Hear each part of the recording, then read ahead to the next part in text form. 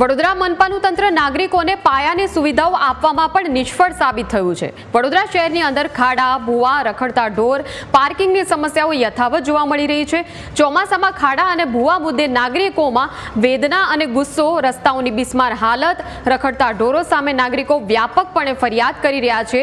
અશિસ્ત અને ગુણવત્તાવાળી કામગીરી ન કરનાર ઇજારાદારો પર કાર્યવાહી કરવામાં આવે તેવી માંગ ઉઠી છે। પાણી પુરવઠા વિભાગના 10, ડ્રેનેજ વિભાગના 6, રોડ વિભાગના 8 ઇજારાદારો પર કાર્યવાહી, 24 ઇજારાદારોને દંડ ફટકારવામાં આવ્યો અને ખામીઓ સુધારવા માટે તેમને ફરજ પણ પાડવામાં આવી છે।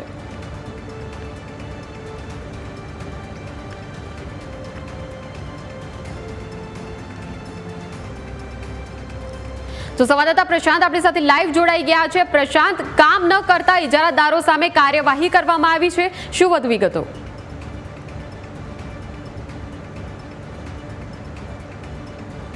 બિલકુલ થી મયુરી, જે રીતના વડોદરા શહેરની વાત કરવામાં આવે તો વડોદરા શહેર ખાડાઓ નગરી તરીકે ઓળખાય છે। સાથે સાથે જે ઢોરોનો ત્રાસ છે તે પણ યથાવત છે અને પાર્કિંગ પોલિસી લાગુ ના કરવાના માટે લોકો જે નાગરિકો છે તે નાગરિકો વાહન પાર્કિંગ માટે ઘણી સમસ્યાનો સામનો કરવો પડતો હોય છે।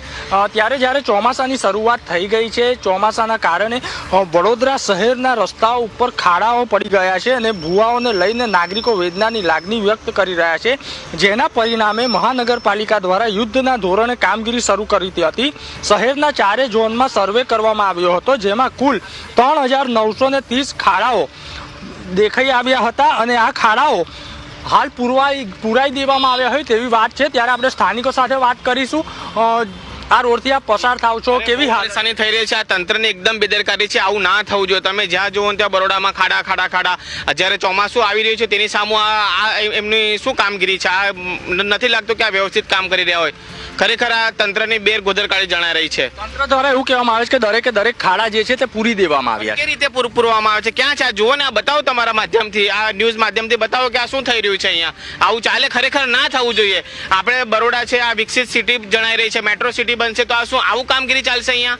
ના ચાલે। આ ખરેખર જોવા જઈએ તો તંત્રે ખરેખર કાળજી લેવાની જરૂર છે। જે પણ આને લાગતા વળગતા અધિકારી હોય તેમને જોવું જોઈએ।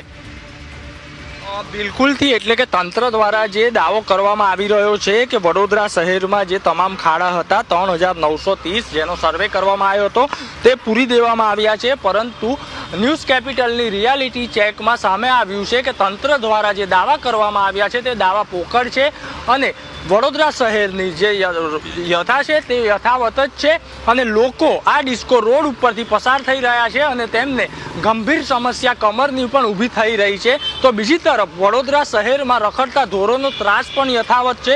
રખડતા ઢોરોના ત્રાસથી વડોદરાવાસીઓને મુક્ત કરાવવા માટે ઢોર પાર્ટીની રચના પાલિકા દ્વારા કરવામાં આવી હતી, જેની પાછળ કરોડો રૂપિયાનો ખર્ચો કરવામાં આવી રહ્યો છે, પરંતુ વડોદરા શહેરમાં રખડતા ઢોરોનો ત્રાસ યથાવત છે।